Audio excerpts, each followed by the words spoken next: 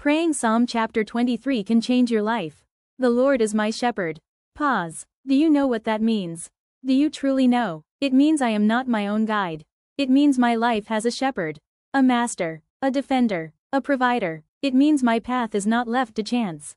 It means my tomorrow is not left to the winds. It means my soul has an overseer. When you pray Psalm 23, you are not reciting poetry. You are declaring ownership. You are declaring that you belong. You are declaring that you are led. You are declaring that your story cannot be hijacked by darkness. Because a shepherd never abandons his sheep. The Lord is my shepherd.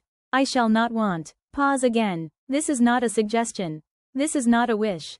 This is a decree, a covenant line, a law in the spirit. I shall not want. That means lack is illegal in my destiny. That means shame is forbidden in my life. That means scarcity cannot sit on my table. Because the shepherd takes responsibility.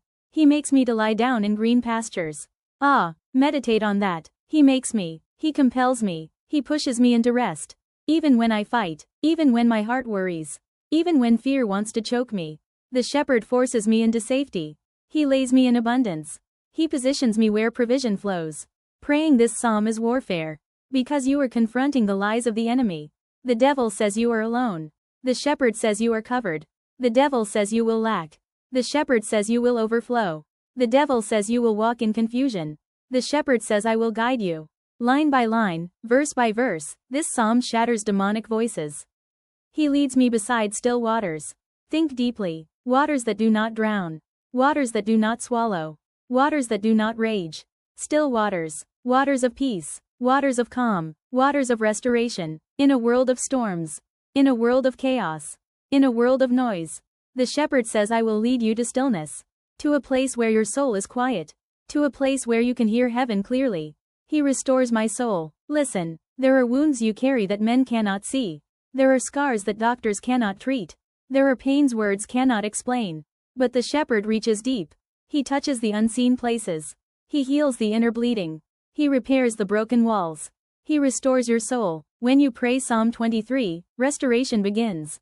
Chains in your emotions break. Darkness in your mind flees. Your soul becomes alive again.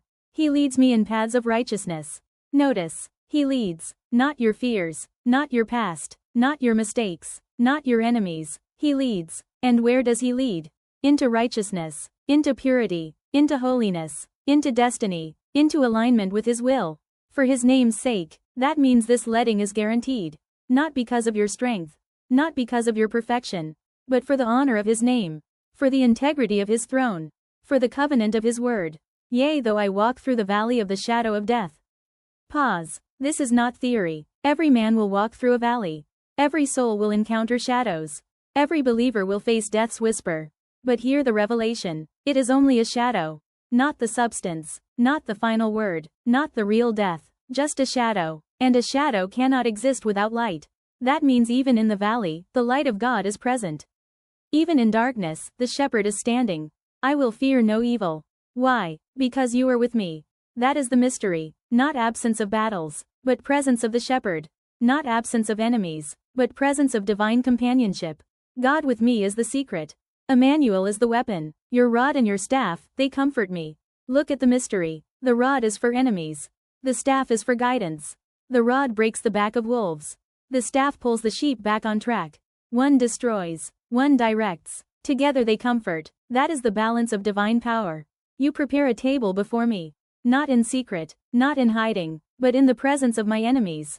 This is violent. This is prophetic. This is divine audacity. God says I will not remove your enemies first. I will bless you while they watch. I will honor you while they rage. I will feed you while they starve. I will anoint you while they envy. This is warfare feasting. This is covenant celebration. This is the vengeance of the shepherd. You anoint my head with oil. My cup runs over. Overflow is the language of the shepherd. Scarcity is the language of the enemy. Which one will you believe? The shepherd says you will not just have enough. You will have more than enough. You will drip with abundance. You will overflow with favor. Your life will leak blessings. Surely, not maybe, not sometimes, surely, goodness and mercy shall follow me. Everywhere I go, every season, every dimension, goodness will follow, mercy will follow, not tragedy, not curses, not rejection, but goodness and mercy, all the days of my life. That means no season is exempt. Not childhood, not youth, not marriage, not old age, all the days, goodness, mercy, and I will dwell in the house of the Lord. Not visit, dwell, abide, live, remain. This is eternal. This is forever. This is the covenant of the shepherd. When you pray Psalm 23 like this, your life shifts, your atmosphere changes, your destiny realigns, demons flee, chains break, hope rises, peace flows, and your soul knows, I have a shepherd. The Lord is my shepherd. That is not a gentle phrase. It is a violent declaration. It means I have chosen my leader. It means I refuse the leadership of fear. It means I reject the voice of lack. It means no demon can guide my destiny. The Lord Himself leads me. When you pray Psalm 23, you are shaking the gates of darkness. You are saying to every power of hell, I am not under your direction. You are saying, my family is not under your control. You are saying, my life is guided by the hand of the Almighty. He makes me lie down in green pastures. That is a mystery. To lie down means to rest. It means battles cannot move you. It means storms cannot toss you. It means the shepherd has silenced every enemy so that you can sleep. Rest is not weakness. Rest is a weapon. Rest is proof that God is in control. He leads me beside still waters. Still waters are not empty waters. They are waters that once raged, but the shepherd spoke peace. When you pray this, you are declaring, Lord, silence the storms around me. Let every raging voice in my family become still. Let every noise of sickness become still. Let every cry of poverty become still.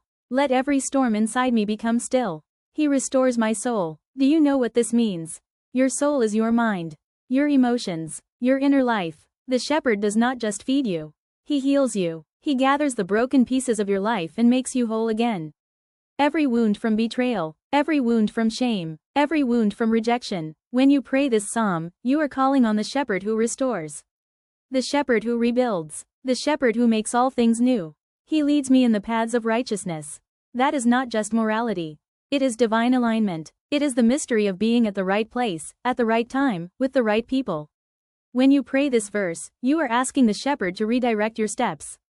You are asking him to close wrong doors, to remove wrong friends, to shut down wrong opportunities, and to lead you into the paths that carry his glory. Though I walk through the valley of the shadow of death, I will fear no evil. That is warfare. The valley of death is not just a place. It is a season. It is a time when the enemy thinks he has won. It is a moment when you feel darkness pressing in. But the psalmist says, I will fear no evil. Because fear is the greatest weapon of death. But faith is the weapon of life. When you declare this, you are saying, Devil, you cannot intimidate me.